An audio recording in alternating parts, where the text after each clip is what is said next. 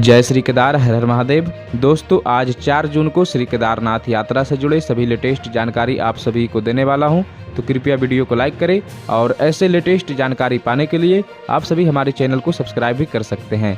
तो दोस्तों, सबसे पहले बात करते हैं जून महीने में जो भी यात्री केदारनाथ यात्रा पर आने का प्लान बना रहे हैं उन सभी को बता दूं, इन दिनों केदारनाथ यात्रा पर सबसे ज़्यादा श्रद्धालुओं की भीड़ प्रतिदिन पहुंच रही है। इसलिए यहां के डीजीपी ने सभी श्रद्धालुओं से आग्रह किया है कि वे जून महीने में सर्वाधिक भीड़ होने पर अपनी यात्रा चाहे तो स्थगित कर सकते हैं और सितंबर या अगस्त महीने में यात्रा पर आने का प्लान बनाएं, क्योंकि अभी नवंबर तक श्री केदारनाथ धाम के कपाट खुले रहेंगे, लेकिन हर कोई जून महीने में ही श्री केदारनाथ धाम पहुंचते हैं। इस वजह से यहाँ बहुत ही ज़्यादा भीड़ देखने के लिए मिलता है। इसलिए यहाँ का मैनेजमेंट पूरी तरह से बिगड़ गया है।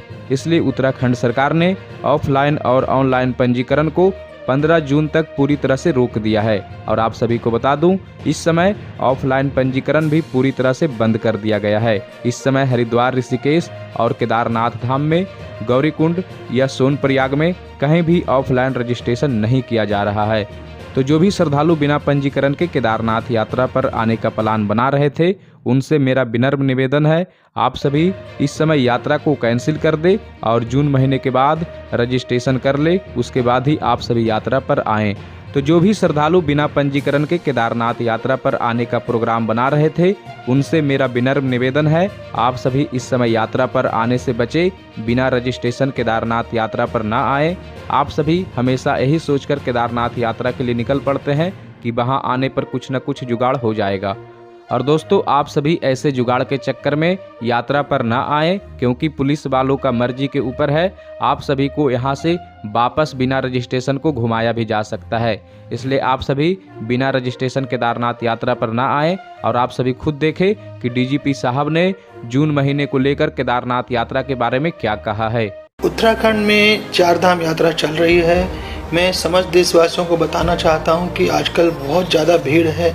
जो कैपेसिटी है हमारे धामों की, उससे कहीं ज़्यादा आदमी आ रहे हैं। उससे हमें ट्रैफिक मैनेज करने में भी प्रॉब्लम हो रही है और ट्रैकिंग रूट पे भी प्रॉब्लम हो रही है और मंदिर दर्शन में भी प्रॉब्लम हो रही है। मैं समस्त देशवासियों के संज्ञान में एक बड़ी बात लाना चाहता हूँ कि कुछ लोग सोचते हैं ये यात्रा सिर्फ मई और जून की है। ये ऐसा नहीं है। ये यात्रा जो है नवंबर के दूसरे हफ्ते तक चलेगी, दिवाली तक चलती है। और अक्टूबर का महीना उत्तराखंड के मौसम के हिसाब से बहुत ही अच्छा होता है 15 सितंबर के बाद। तो ऐसा नहीं है कि जून में ही यात्रा हो रही हो। तो मैं सबके संज्ञान में लाना चाहता हूँ कि अपनी यात्रा को आप स्टैगर कर सकते हैं। हर आदमी इसी जून के महीने में यात्रा प्लान न करके आप लोग सितंबर के दूसरे हफ्ते और अक्टूबर और में भी यात्रा को प्लान कर सकते हैं।